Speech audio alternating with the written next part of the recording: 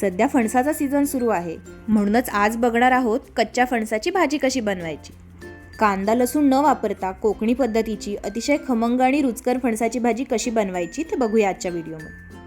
साहित्याचं म्हणाल तर साहित्यामध्ये लागणार आहे कच्चा फणस, तूर डाळ, ओलं खोबरं, हिरव्या मिरच्या, मीठ, गूळ, हळद, गरम मसाला, फोडणीसाठी तेल, मोहरी, खडा हिंग आणि सुकी बेडगी मिरची।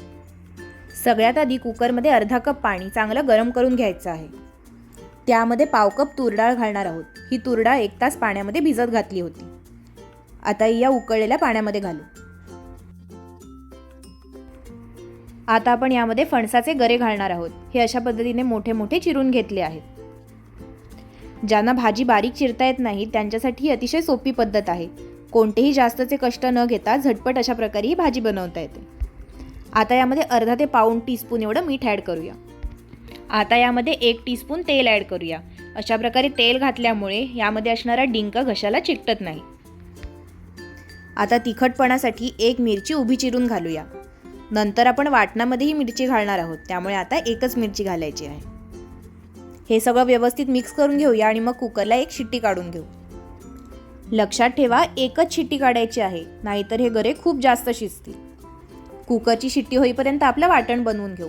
त्यासाठी 1 कप ओलं खोबरं घेतलं आहे, त्यामध्ये 4 मिरच्या घालू। लक्षात ठेवा पाणी न घालता हे जाडसर वाटून घ्यायचं आहे। हे बघा, तुम्ही बघू शकता अशा प्रकारे आपलं वाटण तयार आहे। कुकरची तर 1 शिट्टी झाली आहे। आता गॅस बंद करू। बघूया ही भाजी शिजली आहे का। भाजी तर छान शिजली आहे। आता हे सगळं मिक्स करून घेऊया आणि ही भाजी मॅशरने किंवा पळीच्या सहाय्याने अलगद मॅश करून घेऊया। अशाच प्रकारे ही सर्व भाजी मऊ करून घ्यायची आहे। आता यामध्ये अर्धा टीस्पून मीठ घालूया। चवीपुरती थोडीशी साखर किंवा गूळ घालायचा आहे। इथे आपण गूळ घातला आहे। फणसाची भाजी थोडी तुरट असल्यामुळे अशा प्रकारे गूळ घातल्यावर छान टेस्ट येते। आता यामध्ये ॲड करणार आहोत पाव टीस्पून हळद, पाव टीस्पून गरम मसाला आणि त्यानंतर मगाशी आपण जे खोबरं आणि मिरचीचं वाटण बनवलं होतं ते यामध्ये घालूया। आता हे वाटण घातल्यानंतर सर्व गोष्टी छान मिक्स करून घेऊ। अशा प्रकारे ढवळून घेतलं की सगळं एकजीव होईल।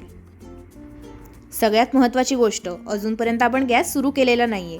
हे सर्व छान ढवळून झालं की मग गॅस सुरू करूया। आता तुम्ही बघू शकता ही भाजी मस्त एकजीव झाली आहे। आता याला एक वाफ काढून घ्यायची आहे।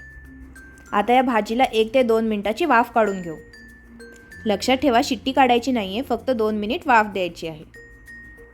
आता भाजीला छान वाफ आली आहे। आता गॅस बंद करूया आणि नंतर वरून ह्याला फोडणी देऊ। कढईमध्ये 4 टेबलस्पून तेल घेऊ। या भाजीला थोडं तेल जास्त असलं की त्याची चव चांगली येते। तेल चांगलं गरम झालं की त्यामध्ये मग मोहरी घालायची। तेल छान तापलं आहे। आता यामध्ये 1 टीस्पून मोहरी घालू। त्याचबरोबर घालणार आहोत 1 टीस्पून खडा हिंग आणि 2 सुक्या बेडगी मिरच्या तोडून घातल्या आहेत। ही फोडणी जितकी मस्त खमंग असेल तेवढाच भाजीला छान स्वाद येतो। अशा पद्धतीने छान चुरचुरीत फोडणी बसली पाहिजे।